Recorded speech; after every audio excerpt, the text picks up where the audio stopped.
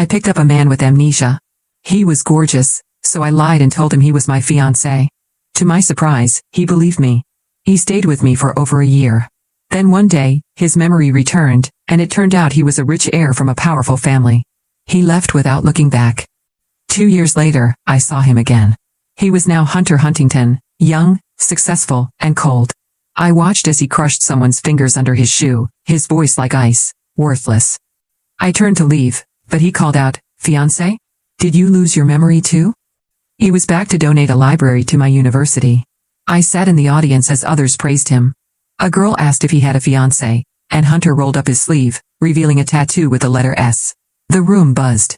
Everyone assumed it meant Wendy Silverton, his assistant and rumored childhood friend. I felt nothing. Just wanted to get back to my dorm. Backstage, someone asked me to grab a guest's jacket. I couldn't say no, she'd helped with my financial aid. I went to the green room and saw him again.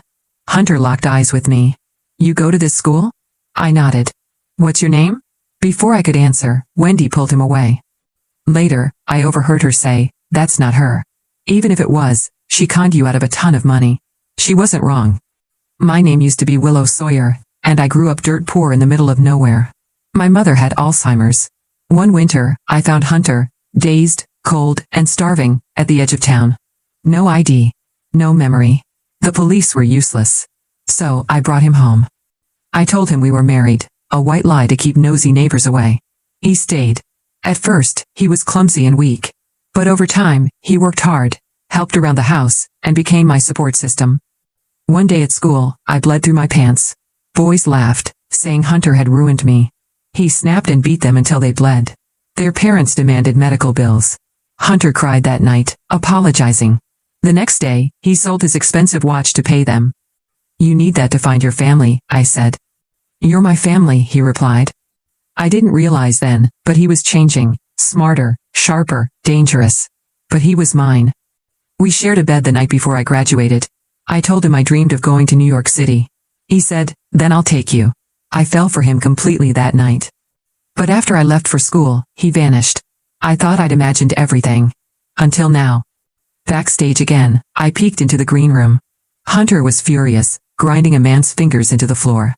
That gentle boy who once cried in a corner, he was gone. Or maybe this ruthless man had always been there. I learned from magazines that Hunter was 8 years older, the illegitimate son of the Huntington family. He'd driven his brother insane to become heir. Cold, calculated, powerful. I picked up the jacket, ready to slip away. But the door burst open. "Who's out here?" he asked. I stayed calm behind my mask. "This is for Wendy." But just then, someone walked by and said, "Sierra, you haven't gone back to the dorm yet?" Hunter froze. Then, without a word, he grabbed my wrist. Hunter's fingers closed around my wrist with the precision of someone not just grabbing, but recognizing. His grip wasn't cruel, just certain. Like a man who'd spent years reaching for something and finally found it. "Sierra?" he repeated, low and unreadable. My throat tightened. My roommate, blissfully oblivious, was already halfway down the hall. I think you have the wrong person," I stammered, trying to pull my hand away. But Hunter didn't let go. "I never forget a name once I've bled for it," he said, eyes narrowing behind his glasses. "You changed your last name." He wasn't asking. I froze. My heart thudded painfully. "You remember?" "Not everything." His voice was clipped. "But enough to know that Sierra is you. You lied. You told me we were engaged." "It was a joke," I blurted out. "A dumb joke to shut people up? You didn't even know your own name."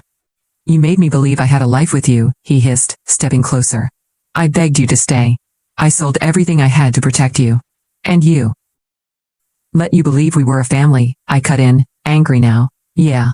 I did. You know why? Because you looked at me like I was worth something. And no one ever did that before." Hunter stared at me for a long time. His gaze softened, just slightly. "I looked at you like that because you were worth something. You still are."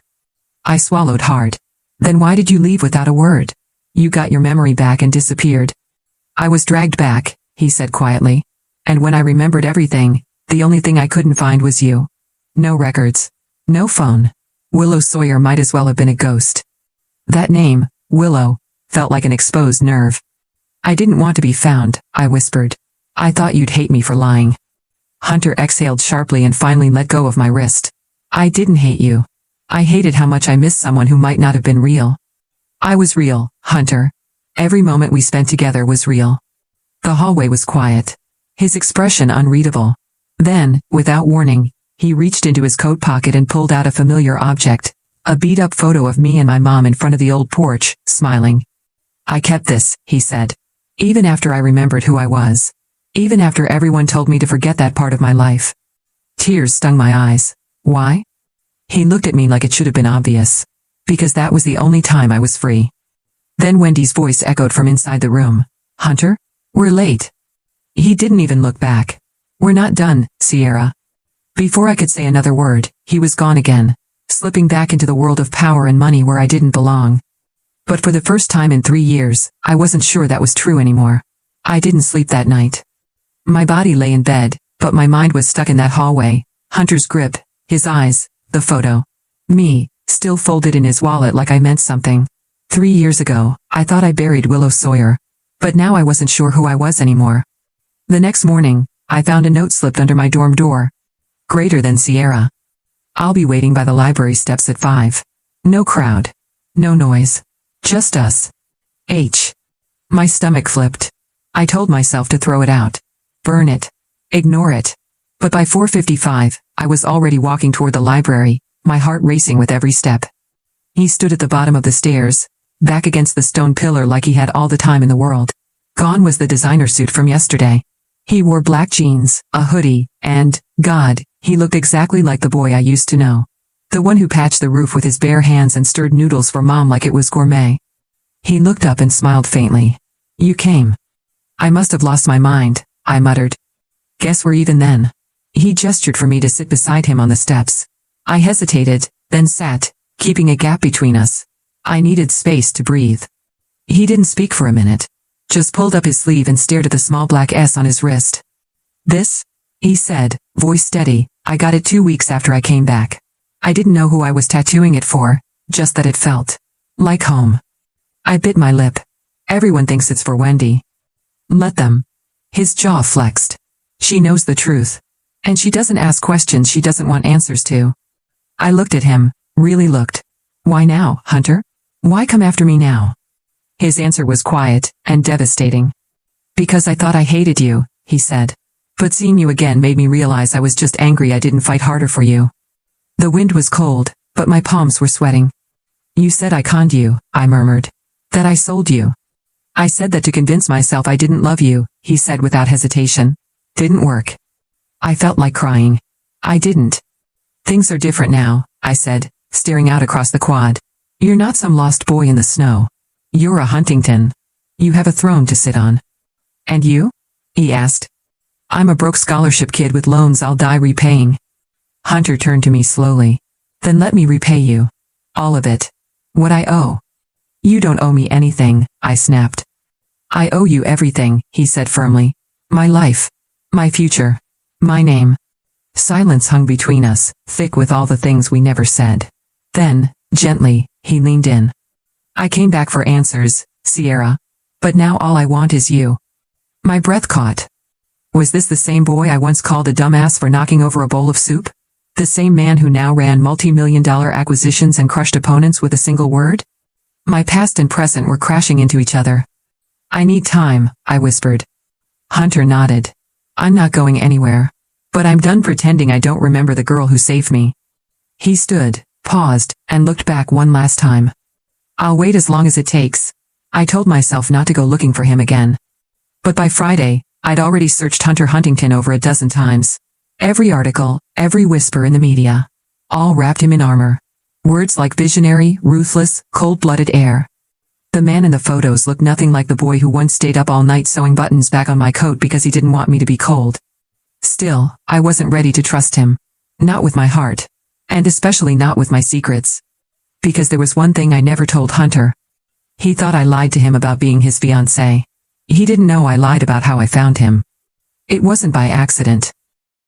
3 years ago, the night the blizzard hit, I didn't just stumble across him at the edge of town. I was on the road because I'd followed a car. A car that looked like it didn't belong in my hometown. Black, sleek, expensive. It skidded, slammed into a tree, and spun out on a frozen bend. When I got closer, the driver was gone. And the only person left behind was Hunter, sitting in the snow, dazed and bleeding, like a discarded secret. I should have called for help. I should have reported it. But I didn't. Because inside that wrecked car, I found something. An envelope, thick, sealed. With money. Thousands of dollars. It wasn't charity. It was hush money. And I took it. Back in the present, I buried that memory under 10 layers of guilt and tried to focus on surviving the week. But the campus had other plans. Guess who's been personally invited to the Founders Gala? My roommate announced, bursting into our dorm with an invitation in hand. Hunter's gonna be there. You should come. I wasn't invited, I said quickly. She blinked. That's weird. They said all scholarship students were. I felt the chill creep up my spine. Was this Hunter's doing? Sure enough, the next morning, an envelope with gold trim sat on my desk. Inside it, your presence is requested. No masks required. It wasn't signed, but it didn't need to be. The gala was held in one of those places that smelled like old money and polished power, glass chandeliers, marble floors, music that made you feel underdressed no matter what you wore. I walked in wearing a black dress borrowed from the theater department. It was tight in all the wrong places, but it was all I had. Hunter saw me the moment I stepped through the archway. His posture straightened like he'd been waiting for this exact second. Wendy Silverton was by his side, dressed like she'd stepped out of Vogue. She whispered something in his ear and narrowed her eyes at me. Bold of you to show up, she said, stepping in my path. I was invited. She scoffed. By someone who clearly has a weakness for strays. I almost smiled. She was scared. That meant something. Hunter walked up and gently took my hand, eyes locked on mine. Dance with me. I don't know how to waltz, I said stiffly. I do, he replied, already pulling me in. As we moved across the ballroom, I felt everything I'd been trying to suppress surge up, hope, longing, dread. You knew I was there that night, didn't you? He said softly. My heart dropped. What night? The night of the blizzard. You didn't find me. You followed me. My steps faltered. I didn't remember at first, he continued, but over time, flashes came back. The crash. The envelope. I went still. You took it, didn't you? He asked, not cruel, just sad. I looked away. Yes, silence.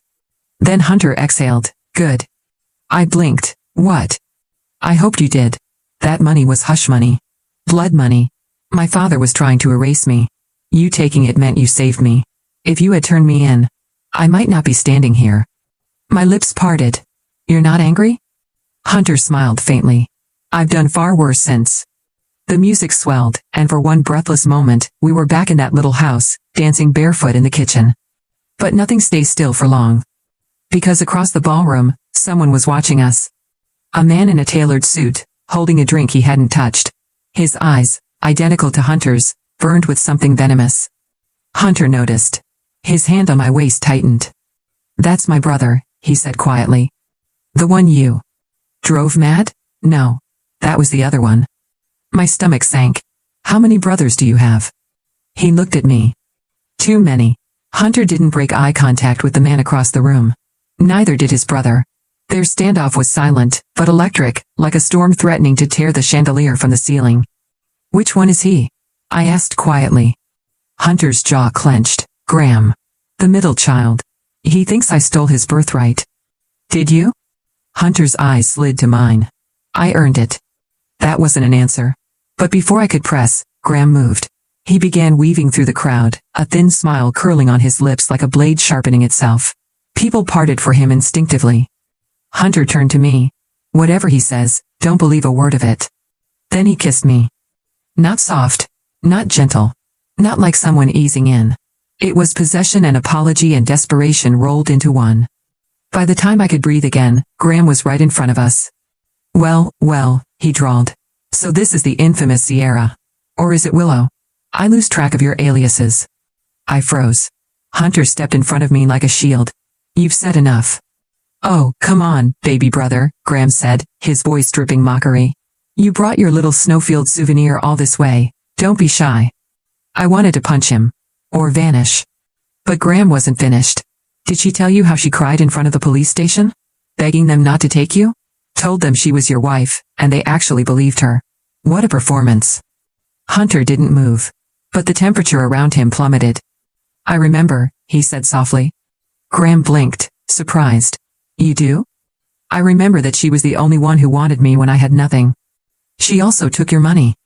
And gave me a life, Hunter snapped. The tension thickened. Then Graham's grin disappeared. She's going to get you killed, he hissed. You're not the only one who wants that throne, Hunt. But you're the only one walking around with a knife in your ribs and calling it love. He turned to me, eyes cold. You were smart once. Don't stick around to watch him fall. When this war starts, there won't be any survivors. Then he left, vanishing into the crowd like he'd never been there. Hunter's fingers were trembling against mine. You okay? I asked. I will be, he said. But I need you to do something. Anything. He turned, and the look in his eyes startled me. Not cold. Not cruel. Just, final. If anything happens to me, he said slowly, go to my apartment. Top drawer in the bedroom. There's a black notebook. Take it and disappear. Don't come back. Hunter. I mean it. No matter what you think you owe me, I'll only be able to protect you if you're gone. And then, like flipping a switch, he smiled at the guests again, turning away to greet a board member. I stood there alone on the ballroom floor. Still trembling from the kiss. Still reeling from the threat. Still wondering. How many people did Hunter have to outsmart to survive? And how long until someone finally outsmarted him? I didn't sleep. Again. Every time I closed my eyes, I saw Hunter's face after the kiss. Not the part that smiled in front of the guests, but the moment just before it. When his eyes said goodbye, even if his lips didn't. So when my phone buzzed at 3:42 a.m., I wasn't surprised. Unknown number. One message. Greater than check the news. Now. I bolted upright. My fingers trembled as I searched.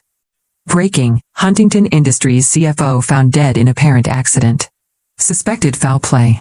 Internal investigation underway. Hunter Huntington currently unreachable. No. No, no, no, no. I tried calling him. Straight to voicemail. I texted. No read receipts. By sunrise, the headlines were spreading like wildfire. By noon, campus security announced Hunter had withdrawn his donation. And by the time I reached the front steps of his luxury high-rise, the doorman stopped me. I'm sorry, miss. Mr. Huntington isn't seeing visitors. He's not answering his phone. Please, I just need to. The doorman hesitated, then slid me a sealed envelope. My orders were to give you this, if you ever showed up alone. I tore it open. Inside was a single line. Greater than you know where the key is. My stomach dropped. He meant the emergency key, duct-taped under the third planter to the left of the elevator. It was still there. His penthouse was silent, neat, cold, like it had already been emptied of him. I walked straight to the bedroom. My hands didn't shake. Not yet. I opened the top drawer. The black notebook was exactly where he said it'd be. I flipped it open. First page, a list of names. Second page, dates. Third, bank accounts, transfers, codes. It was a ledger. Every shady Huntington deal, bribe, and cover-up, detailed in Hunter's own handwriting. My heart raced. This wasn't just dangerous. This was a death wish. At the back of the book was a single note, scrawled in red ink. Greater than if I disappear or die, take this to the one person who can destroy them. The initials are WS. You'll know where to find her. WS? Wendy Silverton. My chest tightened. The woman who stood by him. The woman who hated me. She wasn't just his right hand. She was his contingency plan. But something felt wrong. If he trusted her so much, why leave the notebook with me? I sat down, notebook in my lap, and realized something. Maybe Hunter wasn't just trying to protect me. Maybe he didn't trust anyone else to finish what he started. And now, that meant I was in the middle of a war I never asked for. Holding the match that could burn the Huntington dynasty to the ground. I stared at the black notebook like it might bite. No wonder Hunter told me to disappear if things went south. This wasn't evidence. This was a death sentence. The kind of thing people killed for. The kind of thing people had already died for. Hunter's CFO didn't fall into a pool drunk. He was pushed. I knew it. And I had the only proof that could expose why. I needed help. But not from Wendy Silverton. I didn't trust her. Not since she tried to erase me with a smile. Still, I had no choice. I had to play the game, carefully. I met Wendy in a cafe near campus. Neutral ground, public. Safe-ish. She arrived in a camel coat, sunglasses, and a designer purse worth more than my tuition. She sat across from me like she owned the table, the building, the air. You're brave, she said, stirring her coffee. Or stupid. Maybe both, I replied. Wendy took off her glasses. Where is he? I was hoping you'd tell me. She smirked. Cute. But I know Hunter. If he gave you the notebook, it's because he thinks I'm compromised. I froze. She leaned in. He's not wrong. I am. We all are. That family gets inside you, twists you up, makes you choose between survival and soul. I didn't expect honesty, especially not from her. What do you want from me? I asked. I want you to survive. She reached into her purse and slid a card across the table. That's a name. He used to be an investigator for the SEC. He hates the Huntingtons more than he hates cancer. He'll know what to do. I picked up the card. Jonas Mercer. The name sounded vaguely familiar. Wendy took a breath. If Hunter's alive, they're watching everything. Your phone, your dorm, your bank activity. The minute they think you're a threat, you're gone. This notebook? She tapped the table. It's a bomb. Use it right, or bury it and run. I opened my mouth, but she cut me off. And Sierra. If you find him, don't trust what you see. Hunter's smart. But his family? They're smarter. And they don't play fair. I left the cafe feeling like someone had carved my future into pieces. But I had a name. A lead. A choice. Do I take the notebook to Jonas Mercer? Expose the family? Risk dragging Hunter down with them? Or do I run and save myself, like Hunter wanted? Back at the dorm, I found my room ransacked. Drawers dumped. Mattress sliced. A single message written across the mirror in red lipstick. Greater than give it back. I stared at it for a long time. Then I grabbed the notebook, stuffed it into my backpack, and booked a bus ticket. I was done waiting. If they wanted to bury the truth, they'd have to find me first. I didn't sleep on the bus. Every bump in the road felt like a countdown. Every set of headlights behind us made me glance over my shoulder. Jonas Mercer lived 4 hours north, in a cabin that looked like it had lost a fight with time, and gave up halfway through repairs. I expected a recluse. What I got was a man with a limp, a steel prosthetic, and eyes like razors. He opened the door only halfway. I know why you're here, he said flatly. You do? I blinked. You've got the notebook. He stepped aside. Get in. Before they follow. Inside, the cabin was cluttered but clean. Stacks of paper, old case files, and surveillance equipment littered every surface. Jonas didn't sit. He pointed to a table and waited until I placed the black notebook down like it was radioactive. I've been trying to get this for over a decade, he muttered, flipping through the pages. Hunter's father buried half a dozen investigations, paid off 2 U.S. attorneys and destroyed a whistleblower's entire family. This brings it all back. I swallowed. So what happens now? I digitize it. Make copies. Send it to the right people. And Hunter? Jonas looked up sharply. What about him? I think he's missing. Or in hiding. Or both. Jonas leaned back. He's not missing. He's trapped. What do you mean? He turned and pulled a remote from a drawer. Clicked on a dusty screen. Surveillance footage blinked to life. A man pacing a room. Hair disheveled. Face bruised. Eyes hollow. It was Hunter. Where is he? I whispered. Jonas's voice was quiet, bitter. Locked in his family's private facility. A medical estate outside the city. Off the books. No one gets in or out without Huntington blood or authorization. You're telling me they kidnapped their own son? Jonas nodded. They think he leaked this. They're reconditioning him. Probably drugging him. Maybe worse. My hands shook. We have to get him out. Jonas turned slowly. We? No, girl. You're going to disappear, like he wanted. Me? I'm gonna blow the whole operation sky high. No, I said. We do it together. I'm not leaving him behind. He stared at me long and hard. Then, for the first time, he smiled. Just barely. Thought you'd say that. That night, Jonas showed me the map. Security shifts. Entry codes. Guard names. Every file Hunter had ever fed him in secret. This is the only way, Jonas said. You go in, get him out. I trigger the leaks during your escape. They'll be too busy trying to stop the press to stop you. You trust me with this? I trust Hunter. Jonas paused. And he trusted you. I nodded, committing every detail to memory. If we failed, we'd disappear for good. But if we succeeded? We'd take the Huntingtons down from the inside. And I'd finally find out if the man I once loved was still alive beneath the drugs, the bruises, and the silence. The Huntington Medical Estate wasn't on any map. To the world, it was just a private wellness retreat buried deep in the woods. But Jonas called it what it really was, a gilded prison. We arrived just after 2 a.m.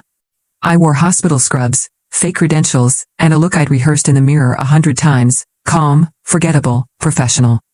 Jonas stayed in the van, ready to hit send on the media leaks the moment we had Hunter. Last chance to back out, he said, eyes sharp in the dark. I've already lost him once, I replied. I'm not leaving without him. He nodded.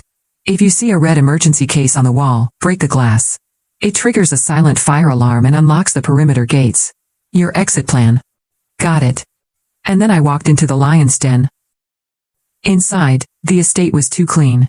Floors polished to a mirror sheen. Hallways lined with muted artwork, pretending this wasn't a cage.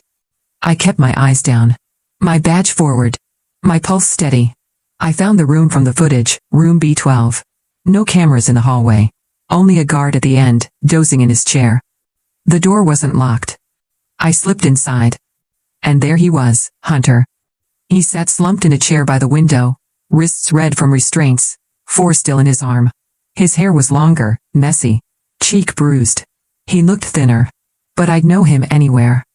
Hunter, I whispered, rushing forward. It's me. It's Sierra. He didn't react. Not at first. I reached out, brushing his face. That's when he flinched violently, panic flooding his eyes. It's okay, I said quickly. You're safe. I'm getting you out. His lips parted. Barely audible. Sierra? Yes. Tears welled in my eyes. I'm here. A single tear slipped down his cheek. I thought I dreamed you, he rasped. They told me you sold me again. For real this time. No, I said fiercely. Never again. I've got everything. The notebook. The plan. Jonas is here. We're going home. He tried to stand and stumbled. I caught him. You're drugged. They wanted me quiet, he mumbled. Wanted me to sign over, control. I didn't. Of course you didn't, I said, looping his arm around my shoulders. We moved slowly down the hallway, Hunter leaning heavily on me. We were almost at the stairwell when I saw it. A red emergency box on the wall. Break glass in case of fire. I looked at him. Ready to run? His eyes cleared for just a moment, and he smiled. Break it. I swung my elbow hard. Glass shattered. Alarms whispered to life in the walls. Behind us, footsteps, voices. They knew. We ran. Through the hallway, down the stairs, past the main corridor. The front gates hissed open just in time. Jonas's van screeched to a stop on the gravel.